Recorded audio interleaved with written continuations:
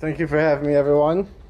My name is Greg, as mentioned. I'm going to start this off by a little joke that kind of touches on where I'm going today. There's this old joke about a guy who's drowning in the water. You may have heard it. And someone pulls up with a boat, and he starts praying in Arabic and says, "I'm here to save you, brother." And the guy goes, "No, my God will save me." And then a Jewish guy comes up in a boat, and then another religion comes up, and the guy dies, and he gets to heaven, and he goes, "Why did you forsake me, Father?" And God said, "I sent all my people." And I look at you guys as that. From the day I started coming to this church, this time around, can you hear me okay? Yep.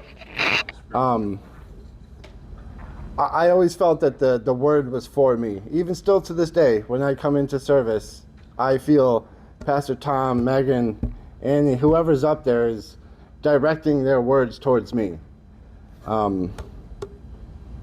wanted to give my testimony on how I now see God is in my life, because I'm 41 years old, and for the longest time I didn't realize God was walking beside me the whole time. Even if we don't know it, he's always there. Even if you don't accept him or open the door, as they say, he's there just waiting for us. He's there in our greatest of times, and he's there in our worst of times. And I think that calling him our Father is one of the greatest things that we can call him. I mean, as men, we guide our children, we care for them, we protect them, we love them, we cherish them. And I never realized that until I started coming to service last year, is that that's what God is here for, is that he's here for all of us. I started coming to Word of Life when I was a kid. I don't think this sanctuary was here when I was a kid, but I remember the old school. I'm sure you guys all know Norma and Bruce Blanchard. That's my aunt and uncle. They're actually not my aunt and uncle. Norma was my mother's best friend, and my mom didn't really know what she was doing when she had me, so Aunt Norma woke up and made sure I was fed, exercised, loved, nurtured, cared for. And then again when I was, I think, 6 or 7, still coming to this church. About 3 years ago, she tried incorporating me back into the church, and I didn't realize what she was doing, but I thank her all the time, because it's people like that and guys like you that grow the camaraderie of Christ and share that light with everyone. I lost my father just a few days before I turned 12. My mom was not a very good mother. So I spent about 2.5 years in a boys' home. I then became a very big rebel rouser after that. I was a big troublemaker for quite some time. And now I sit back and I think about things. Even when I was in a boys' home, like, I could have gone to like a prison for kids. I got in trouble in my mid-20s. I could have gone to prison, but instead I served local time, and I learned my lesson that way instead of having to go on and learn a much harder lesson. And I can only attribute that to Christ. I mean, if someone's going to walk with you in life and care for you, it's a father. And I'm realizing now that was Christ our Father. Coming here, we hear Christ leaves the 99 for the one. We've all heard that. And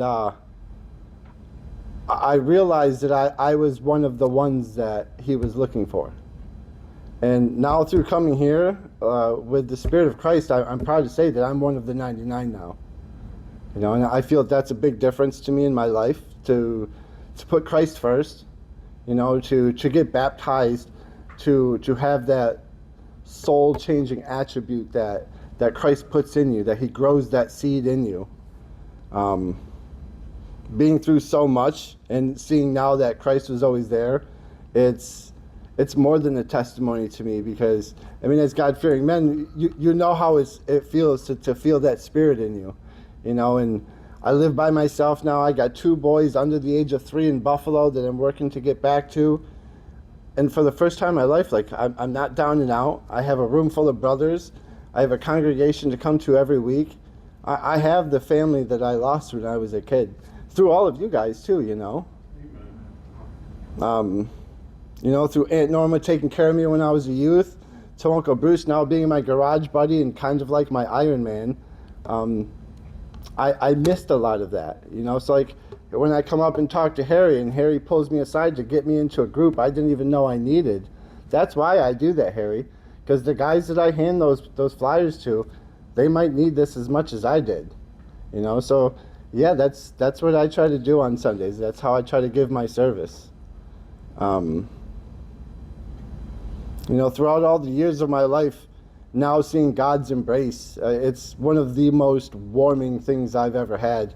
Losing my dad just before I turned 12, that's killer, you guys. So I kind of grew up without that guiding light, and I'm thankful now to have Christ to have that, to show me the way, to show me how to live, to pop up into my mind every time something sinful comes up.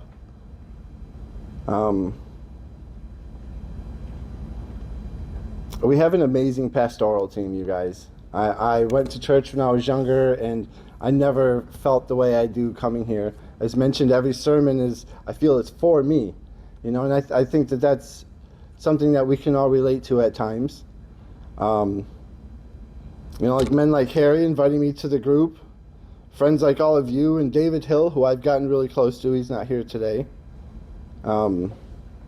It's easy now to see that God is with us all, you know, and that even in our darkest times, all we got to do is drop our head and pray, and He's with us. I really wish I had found Christ earlier.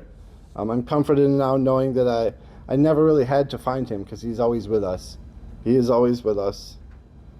I'm also proud to call myself a servant of Christ, and I'm always proud to come to church and see you guys.